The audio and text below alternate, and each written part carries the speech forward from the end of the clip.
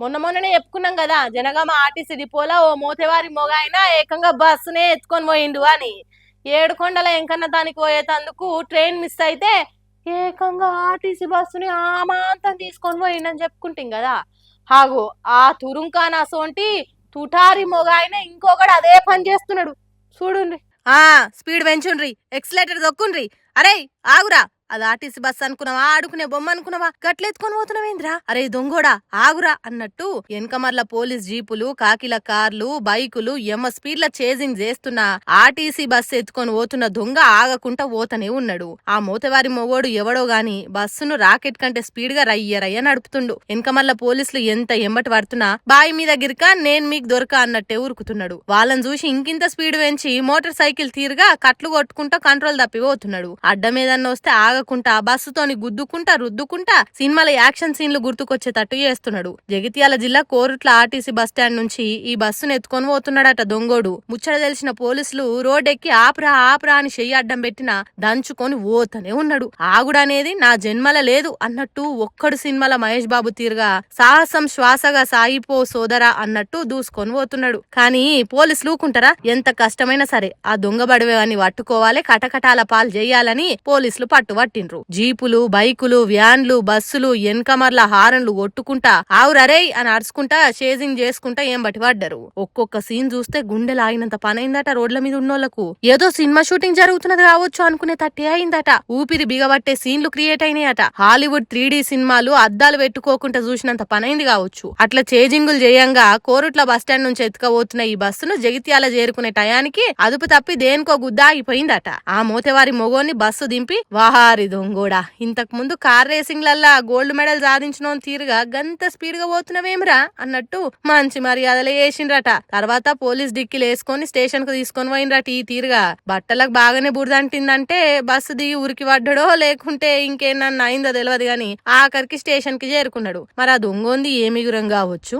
RTC bus ఏమన్నా ఆవకాయ గింజ అనుకున్నాడా? జేబులు వేసుకుంటే ఎవలకు కనిపించకుంటుండే తందుకు ఎవల ఒక్కల కంట్ల పడకుంటుంటదని చిన్న లాజిక్ ఎట్లా మర్చిపోయింది కావచ్చు అంటున్నారట. ఆ దొంగోని తెలివి తక్కువతనం చూసిన జనాలు. అట్లనే పోలీసార్లు చేసిన పనిని మెచ్చుకుంటా ఆర్టీసోలకు జరంత పైలంగా ఉండాలే, బస్సును ఎవరు ఎత్తుకపోలేరనే అశ్రద్ధ చేయొద్దని చెప్తున్నారు. మరి నడుమ దొంగల కన్ను ఏటీఎం సెంటర్లు తాళాలేసిన ఇండ్ల మీద కాకుండా ఆర్టీసీ బస్సుల మీద ఎందుకు పడుతున్నదో ఏమో అర్థమైతలేదు. ఆర్టీసీ బస్సు కంట్ల పడితే చాలు అయస్కాంతం తీరుగా లచ్చిందేవి అని గుంజుకుంటున్నది కావచ్చు. వెనక ముందు చూడకుండా వేసుకొని పోతనే ఉన్నారు. ఆర్టీసీ అన్నలు, ప్రైవేట్ బస్ ఓనర్లు జరంత పైలంగా ఉండుండ్రి అని కోరుతున్నారు ప్రతిరోజు ఆర్టీసీ బస్ ఎక్కుతున్న పబ్లిక్. దేశభక్తి అంటే జెండాకు సెల్యూట్ కొట్టడం, జనగణమన పాడడం మాత్రమే కాదు, దేశంలుండే 140 కోట్ల మందిని ప్రేమించడం, వాళ్ళ ఆవేదనను, ఆవేశాన్ని, ఆలోచనలకు అర్థం చేసుకోవడం. దేశభక్తి అంటే మన దేశ పౌరులకే పక్క దేశం పేర్లు పెట్టి తిట్టుడు కాదు. దేశం అంటే అదొక బార్డర్ కాదు. దేశం అంటే మట్టి కాదోయ్, దేశం అంటే మనుషులై. అగో ఆ ముచ్చట బాగా తెలిసిన దేశ పబ్లిక్ జంతర్ మంతర్ దగ్గర ధర్నా చేస్తున్న వాళ్ళకు ఏ తీరుగా మద్దతు ఇస్తున్నారో చూడండి మీరే. తిండి పెట్టకున్నా పైసలు ఇయ్యకున్నా మాట సాయమే మనిషికి కొండంతండ. అసోంటిది కడుపు నిండా తిండి పెడితే ఇంకెంత తీరా ఉంటది. నాభికాడ సల్లబడితే నవాబుకైనా జవాబు చెప్పొచ్చు అన్నట్టు ఆకలైనోళ్లకు కాసింత అన్నం పెడితే పుట్టెడు దుఃఖాన్ని దూరం చేసినోళ్ళు అయితారు. అందుకే ఢిల్లీ జంతర్ మంతర్ దగ్గర ధర్నా చేస్తున్నోళ్లకు అంతే ధైర్యాన్ని, అంతే భరోసాను, కొట్లాడే సత్వానిస్తున్నారు దేశం పబ్లిక్.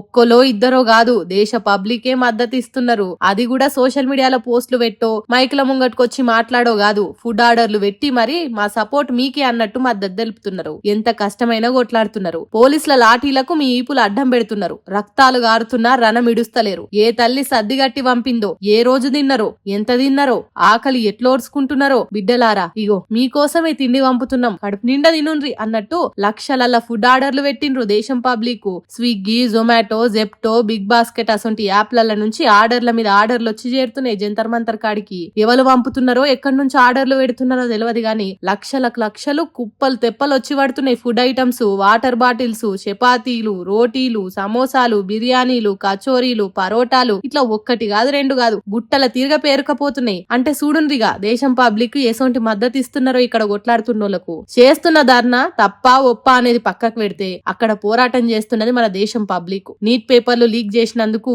విడిచింది మన దేశ విద్యార్థులు. దానికి బాధ్యత తీసుకొని రాజీనామా చేయాల్సింది కూడా మన దేశ విద్యాశాఖ మంత్రి. దీంట్లో పాకిస్తాన్ ఫండింగ్ చేస్తున్నదనో చైనా చేయగలిపిందనో మనోళ్ళను మనమే తిట్టొద్దని తెలిసినోళ్ళు గిట్ల ఫుడ్ ఆర్డర్లతోని మద్దతు తెలుపుతున్నారు. ఈ ఆర్డర్లను ఆకలైనోళ్ళు తింటున్నారు, కడుపు నిండినోళ్ళు పక్కకున్నోళ్లకు పంచుతున్నారు. అట్లా జరుగుతున్న వీడియోలను సోషల్ మీడియాలో పెట్టిగో ఇది దేశభక్తి అంటే, దేశాన్ని ప్రేమించుడంటే, న్యాయం కోసం పోరాటం చేసేటోళ్లకు మద్దతు తెలుపుడంటే. దేశంలో విద్వేషాలను రెచ్చగొట్టేటోళ్ళు గిజ్జూషైన బుద్ధి తెచ్చుకొని అన్నట్టు కామెంట్లతోని ఇంకొంతమంది మద్దతు తెలుపుతున్నారు. మరి చూడాలి ముందు ముందు ఈ ఫుడ్ ఆర్డర్లు కూడా ఏ దేశం నుంచి వస్తున్నాయని ప్రచారం చేస్తారో చూడాలి అని అంటుర్రు జంతర్ మంతర్ ఉద్యమానికి మద్దతు ఇస్తున్న దేశం పబ్లిక్.